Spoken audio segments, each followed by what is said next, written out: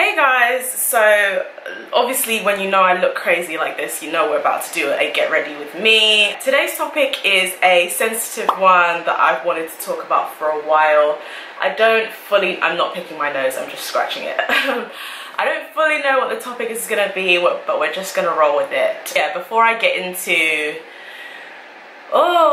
just trauma, self-harm, depression, mental health in black women, the depiction of black women and mental health. Before I get into all of that and we really get into the nitty-gritty and I start talking about like my history, I wanted to go into the look first, the hair, and then as I'm doing my makeup, obviously we'll be delving into all of the childhood trauma. Lovely. So to begin with, it's actually kind of useful because I wanted to show you guys some new stuff I got from ORS. So I'm going to be kind of like gluing down the frontal, but not that much, just pretty much from like temple to temple. I've put an elastic band on the frontal. So this hair is Malaysian curly hair and it is from Julia Hair. This is 2 bundles. So I had 3, but then I was like, not everyday thick. I'm a small girl as well. Like I don't want too much hair like on quite a small frame. So I just used 2 bundles. I glued it down. You know me, I'm always doing a glue method. I'm not sewing. I'm doing like just slavery. It hurts, it's too much. I sewed the frontal onto the lace cap. Showing you guys some new installments I've got. So I'm going to be using the ORS kind of like the new glue sets that they've got. So this is the Grip Gel Ultra Hold and this is the Super Spray, and I'm going to be using these 2 bad boys to glue down the frontal. Now I know that everyone loves like got to be glue, and I just wanted to try something different. So I've been using these for about 3 weeks, actually, quite a while. So what I do is I actually mix them together. I found that that works instead of just like using the glue at first and then spraying on top. That just doesn't work for me. Then I kind of just leave it for like 20 seconds. I used to blow dry it, but then it just turned like crispy and gross. So nasty, just nasty. And yeah, forgive why, I don't know why I only have 1 clip. I cannot for the life of me find the second clip. But yeah, so in terms of the hair, I'm just gonna be spritzing it. I'm gonna be spritzing it with some like kind of like leave-in oil that I got from Palmer's, which I'm really loving on like just like my wigs. It just makes your curly and like your body wave, water wave, all of that. It just makes it look so fresh and cute. I don't really use mousse anymore, but yeah, so let's go ahead and now start sticking this. So far I really like it. A part of me still prefers got to be glue because I found that when the ORS is on the frontal and it's all laid and stuff and then you take it off, washing it off, it just doesn't wash off very well like from the lace. It still is a little bit sticky, you can see it. And this is after I actually use shampoo. I scrub it as best as I can, like without like, you know, damaging the frontal too much, and it still doesn't fully come out, which is annoying. But I do like the way it holds my wig like that. That is no problem at all. Like, see, it's clear, it doesn't have any coloring like the got to be glue white kind of like flakiness that you don't really get that here. And it is really easy to use. It's literally 20 minutes and putting it on and it sticks really well even if you're sweating, but taking it off is what's long. So let's try and just get this laid, shall we?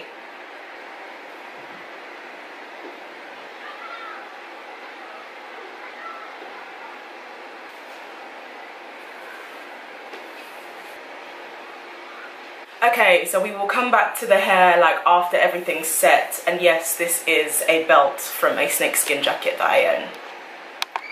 You can judge me if you like. So gonna be going on to skincare. Okay, yeah, going on to skincare, I am going to put on a serum. Now I'm going to be using a vitamin C serum. Now I'm going to be using a serum from a company called Gym for Your Skin. This is a vitamin C serum that I love. It makes my skin super like supple and moisturized, and I use it after I've like washed my face, and I also use it after before I do a face mask.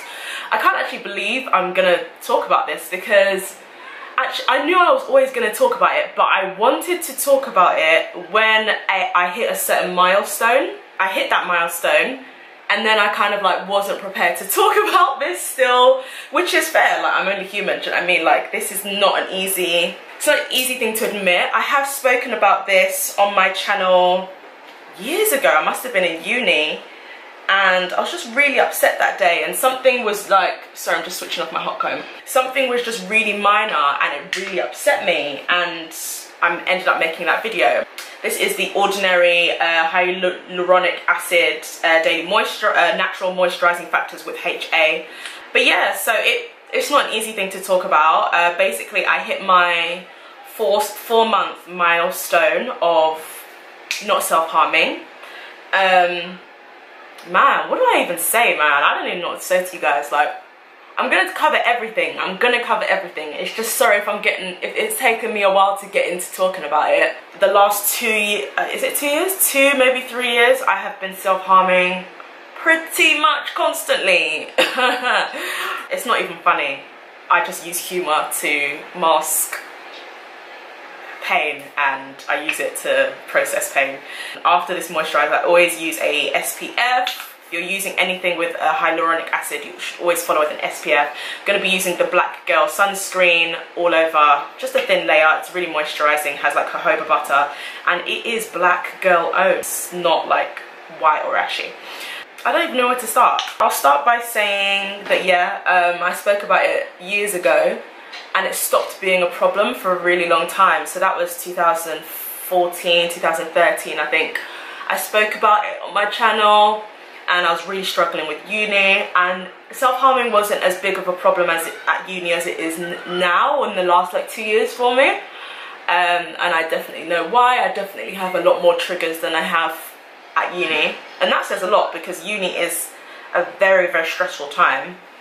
But I've just had way more triggers, and yeah, so it stopped being a problem for a really long time. Yeah, it stopped being a problem for a really, really long time. From about 2013 to 2017, it wasn't that big of an issue, and then it just reared its ugly head, and that is literally the main reason I started going to therapy. As you know from other videos, there were other reasons, but all of those reasons contribute to my self-harm. Like, it's kind of like this murky water where everything is affecting all of the different parts of my life, and all of the different parts of my life are causing the self-harm, and it was just a vicious cycle. For a primer, I buckled and I got the Becca mattifying primer. It is actually worth the hype. I really love it, and as you guys know, I'm always saying I have really, really oily skin, and yeah, I love using this stuff. I don't usually use that much, but today I've really gone ham for some reason. You just pat it, man. I don't know why people are just sliding it. Like, follow the instructions. Like, come on guys. So I just pat it into my skin like this. So yeah, it wasn't a problem, and then it literally came like a thief in the night. I don't even know what to say. Like, after I use the Becca primer, I'm going to be using by Terry's hyaluronic setting powder, which looks like this, and I just kind of use that before I put on my foundation. I only use a small amount, and it's white, but it goes on like very, very clear. Yeah, it just kind of came like a thief in the night.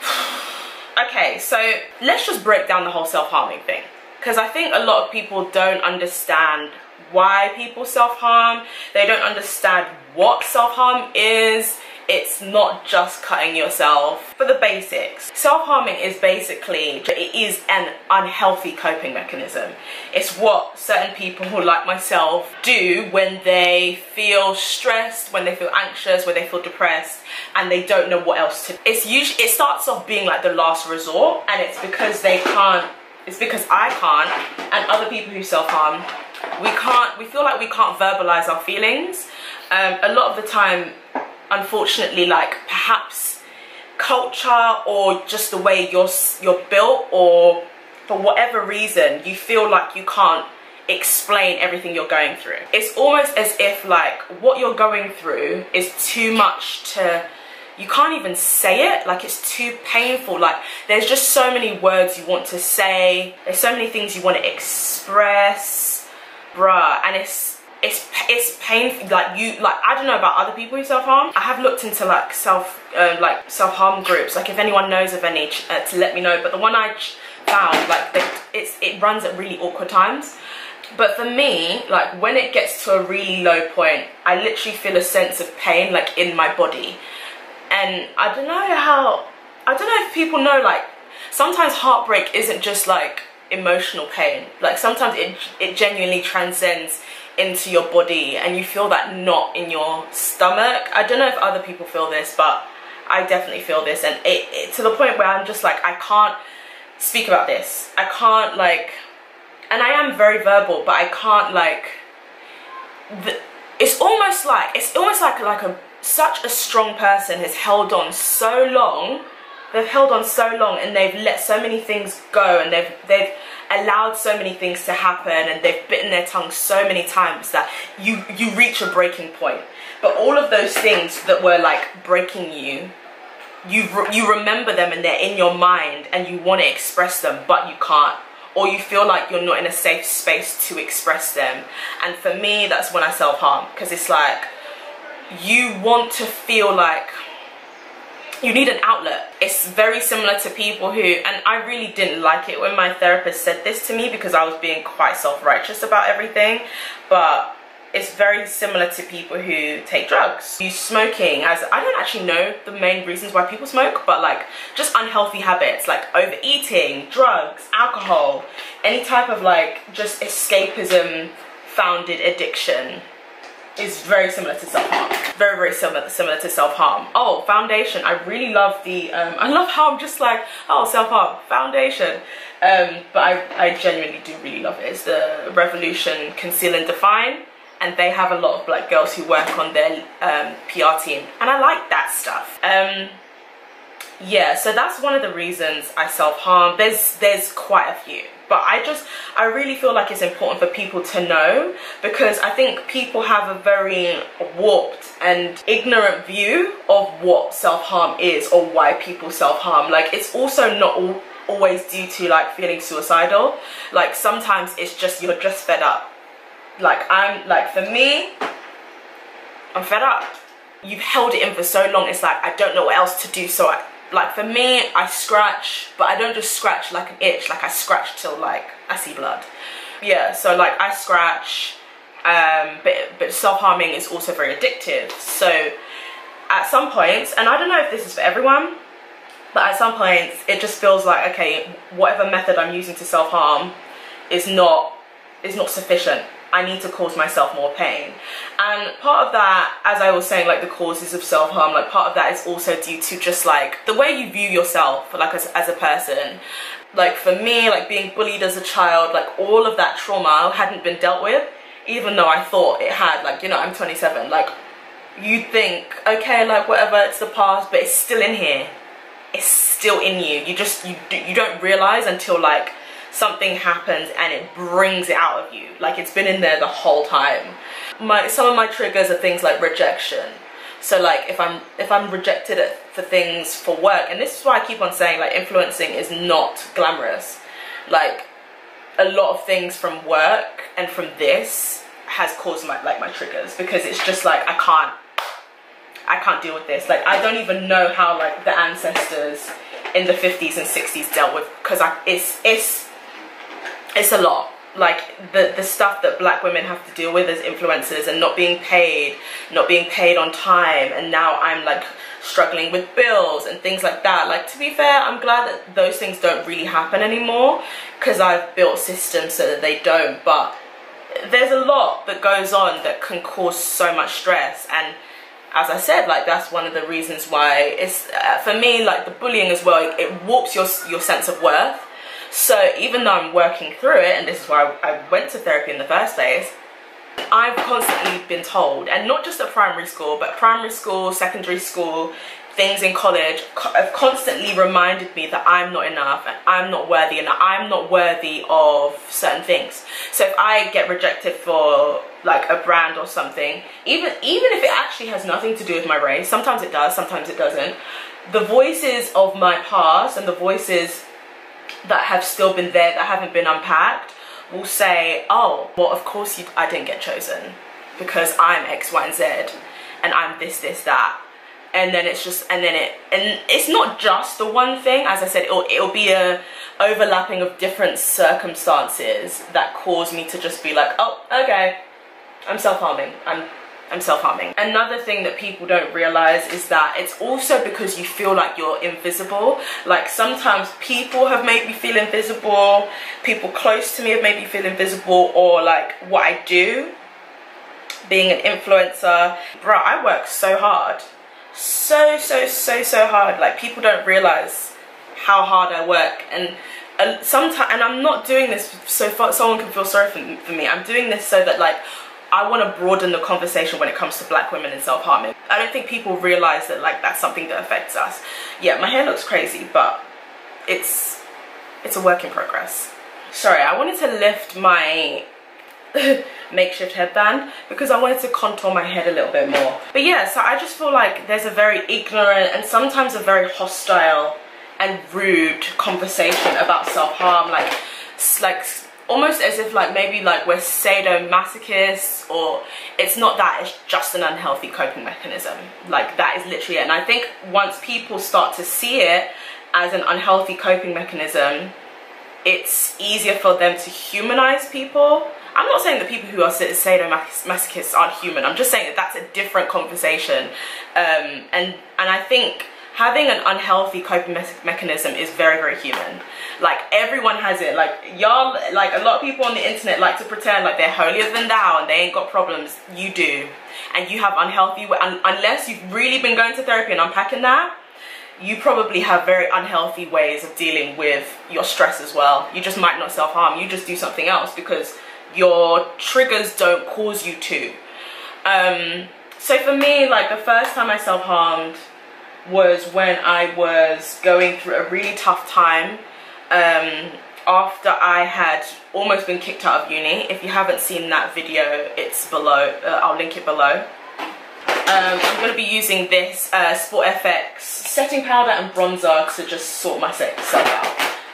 What was I saying? Like other people just have different ways of dealing with different things, and that's why people have different vices. Like we're all built differently. I think a lot of it, like for me, is sometimes just feeling like completely invisible, or feeling like I'm not here. Like I don't know how to explain it, but it's almost like, for me, like I become so overwhelmed by my stresses and by my pain and by my trauma that I feel like I couldn't have gone through so much pain if I was valuable as a human being. Like if I was worthy, or if I was here and present as a human being, I wouldn't have been molested, and I wouldn't have been bullied, and I wouldn't have to struggle so much for what I have if I was worthwhile. Wow, that was this is a breakthrough. This is the first time I've actually articulated it in the most perfect way I can. You know how like sometimes you articulate stuff in your head but you can't quite get it out in the same way that's in your head? That's like 97% close to how I'm feeling. I can't possibly, like, clearly I'm not here. And so like when I self-harm, it's like it reminds me I'm here, but it's also a way of putting my pain, like I want to feel the pain of what I'm feeling inside. Like I know it sounds strange, but this is where compassionate listening comes in. Like even if it's not your struggle, somebody you know or someone you know of is dealing with it. Like if I never spoke about it, you would never know, because like it's not like we carry a scarlet A on our like clothes saying, oh yeah, I self-harm in my spare time. You know, it's I'm a functioning self-harmer. I can self-harm, and in 20 minutes I can be sending out emails. I can be pitching in 20 minutes.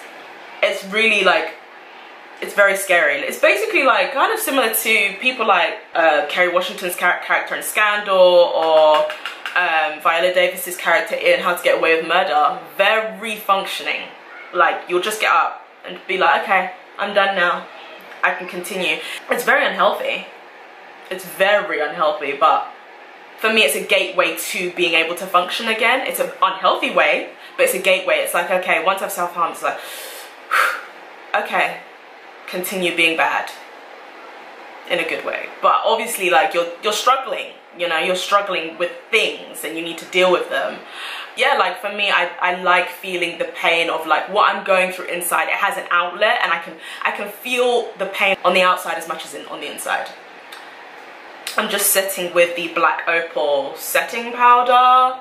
This one is in soft velvet finishing powder. This makes me just look so chocolatey. I'm gonna do my eyebrows and I'm gonna be back and we can continue this. Okay, eyebrows done. Eyebrows are like the last thing I do now, kind of like the last thing I do now, because I want my brows to be poppy. But I was also gonna say, I think also being a Nigerian and being in a Nigerian family, like those dynamics are very difficult to navigate when you are a self-harmer. Luckily my parents were super supportive of me getting therapy, and they kind of always like checked that I was going to therapy, and that culture difference is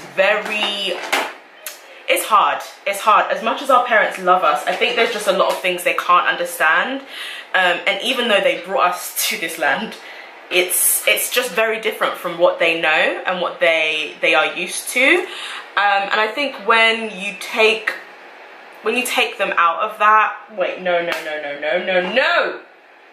sorry, I wanted to use a different pigment. I'm going to be using this CC gold pigment.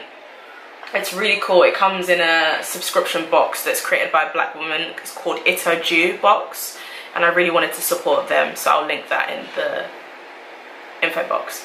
But yeah, as much as they are supportive and, you know, they brought us to this country and stuff, there's just so many things they don't understand, and mental health is still something that African parents are really like, I think they're getting there. I think it's better than it used to be, definitely, especially as you get older. I think they start to kind of respect your autonomy a little bit more. I mean, I won't say a lot, but a little bit more. Still very difficult. I mean, think about it. If like, for me, if like normal people struggle to understand what self-harming is and why people do it, it's very difficult for Africans to understand, you know. Like, my friends are really supportive. Like, my best friend is super, like, she's literally been my rock and I love her to pieces. But apart from, I don't know, like, apart from her, it has been difficult. It has been difficult. I do have a great, and I'm very, very lucky, I have a great foundation of friends around me. But like, regardless of having great friends and all of that, it can still feel very lonely, because at the end of the day, the only people who can truly understand what it's like is someone who self-harms as well. And it's like, it's hard when people don't talk about it, so you don't actually know, like, you know, who can really relate to you. But my friends have been really, really supportive, and they've always been a shoulder to cry on. But it can feel incredibly, incredibly lonely, which is a difficult thing to get into in itself, because loneliness can also trigger me and make me feel like self-harming, because it's like nobody understands how I'm feeling. Like, I've had people like say really stupid things and really insensitive things, and like, one thing I would stress to you is that if you do know someone who's a self-harmer, like, just please be careful of what you say, and just like literally just Google like how to help a friend who self-harms. Like, just try not to be insensitive and try to just compassionately listen, instead of kind of like, I think people have a tendency to just always kind of like talk over other people's pain. Like, don't talk over other people's pain. Like, let them just vent and let them be themselves, and don't compare it to like your own issues. I think sometimes that doesn't help. Sometimes, like, if someone's just had a self-harm crisis, like, now talking about yourself, to me, is just really, really selfish, and things like that can be very difficult to deal with. Part of me thinks it's insensitive to compare it to addictions, but it is addictive. Like, there's literally like scientific studies about self-harming, and they've looked at people who are addicted to drugs, and they've looked at the way that the brain behaves, and it's very, very similar. Like, obviously it's a completely different struggle, but in terms of how your mind copes with it, there are some similarities there, and I hope that that's not insensitive to say. I mean, it's both people who are in pain, so, and it's both people trying to find a way to release that pain. Oh, it's hard. My therapist was always just like, you need to get to a point. Oh, in terms of the palette, I'm using the Naked Cherry palette from Urban Decay. She was just like, you need to get to a point where self-harming is not your first point of call. It's not the first thing that you want to do when you are in pain. And that's the issue, is the fact that like that door is open every time you self-harm. it's a lot harder to create a long time between self-harming again, because you've just done it. And you've just done it, and even though you feel self-loathing, once you feel upset again, because that pathway is a lot more open, you're thinking, I could just self-harm, like, and it seems like such a viable option because you're that stressed and you're that upset, and it's like the bad Oghosa will be like, it's just one self-harm, like it's fine, like you can start again after that, like it's fine, like you can get on back on the horse, just self-harm, just this once, like you'll feel so much better. And you do, like psychologically, you do feel so much better after you self-harm because it's a release. But my therapist was just talking a lot more about finding different ways to get that release, finding different coping mechanisms that are a lot healthier for me, but also not feeling guilty if I do stumble and self-harm. Like just being like, do you know what, it's fine, it's not fine, but it's not the end of the world. I can defeat this by God's grace, and I can, you know, continue. I hope this works. I'm going for a neon type look today. This is so funny. I'm going for neon and I'm talking about something so like, boy, makeup really does help me though. It's a good coping mechanism. My other coping mechanisms, when I get upset, I try and just like take a deep breath, which came like organically, but it took a lot of time. So for the neon thing, I'm going to be using DFA Cosmetics pigment in limes, which is like a bright neon that I've never used before, and I'm petrified it's going to go all over my makeup, which it kind of has. Whoops. No! Ooh, this stuff is pigmented. Oh my gosh. I did not spray enough setting spray on this. Okay. Whew. It looks like I'm crying neon. Oh my gosh. This stuff is amazingly pigmented though. Wow. I'm going to be using that setting powder to just wipe that off.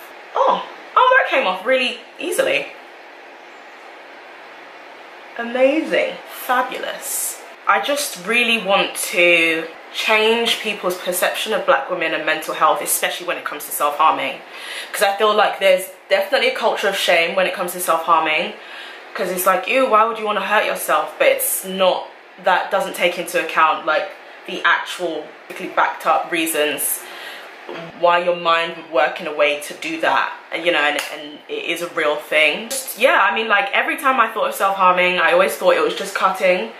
I've cut, I've scratched, I've hit, I've punched, like my legs, burnt. I mean, I still have like, usually if scars were really bad, I would just like kind of like wear long sleeved tops, or people wouldn't think it was anything sinister because you would think, oh, she just fell down, because it's not the typical like I think I had a big one here. Yeah, you can kind of see it where I've just gone and here, and these ones have kind of gone, and I found that if you cut in the same place, or if you scratch in the same place, you kind of get a scar forever, which is annoying. We don't like having scars. It's just a thing of I'm in pain. You don't really think about, oh, like, you know, scars and cute tops. I want to wear cute tops in summer. Like eventually, like my therapist would be like, try and think of that. Try and think of literally just some superficial reasons, because that actually does help. Because it's like, okay, fine, I'm wearing a cute top tomorrow, I'll find another way of dealing with this. And usually I try and journal, but sometimes I'm so upset that I just take a deep breath. But sometimes I take a deep breath. People say like throwing ice into a bath, scratching red on yourself, or as in like a red pen on yourself or on some paper. I've tried typing like a letter, like an angry letter in capitals, which does work. But for me, it's breathing and like thinking of something else, even if it's just for a second. And that's how I've slowly been able to crawl myself to 4 months without self-harming. For a while, it was hard. I could barely make it to like 2 weeks. Then eventually I started making it to 2 weeks, then 3 weeks, then 4 weeks, then I finally made it to 8 weeks. And it was just 8 weeks for a long time, of just 8 weeks, then I'd slip, then 8 weeks, then I'd slip. And then somehow I got myself to 4 months. And I think part of it was like, I wasn't counting the days. I was just trying to make it through every single day. And even though it's 4 months, it still feels like I've self-harmed every day of those 4 months, because I felt like it. So in my head, it's kind of taken place, but I've just stopped myself but God's been good. Like, I might do another video in terms of like God and not depression in terms of medical depression, but just the feeling and my self-harming and kind of how that comes into play. But I definitely wouldn't have made it to 4 months without God. Not for a minute, not for a second. And I wish I had more time to talk about that, but I kind of don't. But like sometimes if I really want to self-harm, like I'll like feel the Holy Spirit go, oh, so do you remember that film from 2 weeks ago? And I'll be like, what? And then like he'll show the film in my head, and then I'll be thinking of the film, and then I'll go back to feeling upset, but the fury and the rage has gone down a bit because I've started thinking of something happy or just something else.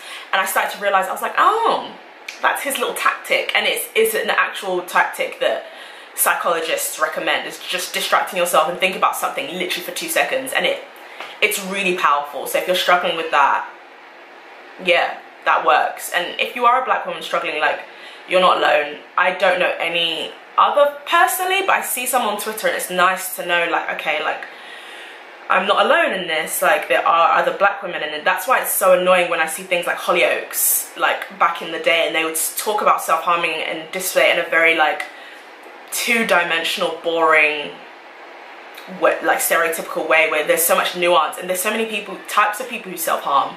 Like, I thought there was only teenagers who self-harm. Like, I'm 27. It's not restricted to size, gender, anything. It's a coping mechanism that needs to be seen in a technicolor way, so that people like me don't feel left out, so that we know, like, we're seen, like, we're not alone. I'm gonna set my makeup and finish up my hair, and then I've got to go, guys. Yeah, I'm setting with the Urban Decay All-Nighter, which is actually really good. And then I'm gonna finish up my hair and do my lips, and then I'll be back. I did wear it yesterday, but I washed the front all out because of the glue situation.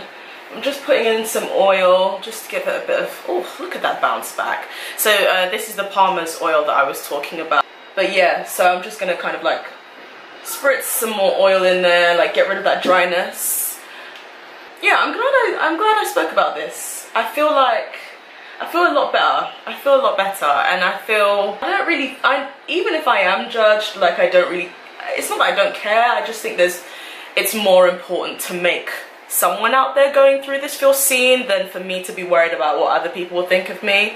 I think living off the opinions of others is something I'm really just trying to like deaden to, because it's not worth anything. It doesn't take anything from me, and being a Christ follower as well, it's of no value. And I always try and remember that Paul verse that says, if I was living to please other people, then I wouldn't be a servant of God. And you know, even though I do suffer from self-harm, it's something I'm working on. Like, it doesn't make me any less of a Christian. It doesn't make me any less loved by God. If anything, I've actually felt God's love a lot more. Going through all of this, it's actually made me feel his love more. I felt more accepted by him because he had to show me that I'm worthy, and I have to go through this to get rid of all of those lies from the past, and it's something I'm still working on. But yeah, I will leave all the links below to the self-injury website that I go to and I use, as well as BetterHelp, which, as you know, is an online therapy network that I really love. My therapist is a Christian. You can choose a Christian therapist on there. You can choose a black therapist on there. My therapist is a black woman Christian, so she gets a lot of the stuff that I talk about and that I deal with. And even just looking at how like shame from abuse and molestation can influence people to self-harm. And you know, shame is literally like, if there's anything that will make you feel ashamed of yourself, if there's anything that will make you feel ashamed of yourself, abuse will do that to you. And if you are going through that, then yeah, BetterHelp is a very good platform for you to use to get your therapy. I will leave a link below, as well as the links to this hair by Julia Hair that I really like. Yes, I hope you've learned something. I hope that this has helped somebody just not feel like they're alone going through this. You're definitely not. You're not the only one, and you can be functioning through the day, but like, you know what's going on in your room when you're feeling alone. And I hope that this has helped you feel less alone. As I said, all of the links will be there to BetterHelp, all the resources that I know I will put down there for you. But yeah, thanks for watching, guys. Bye.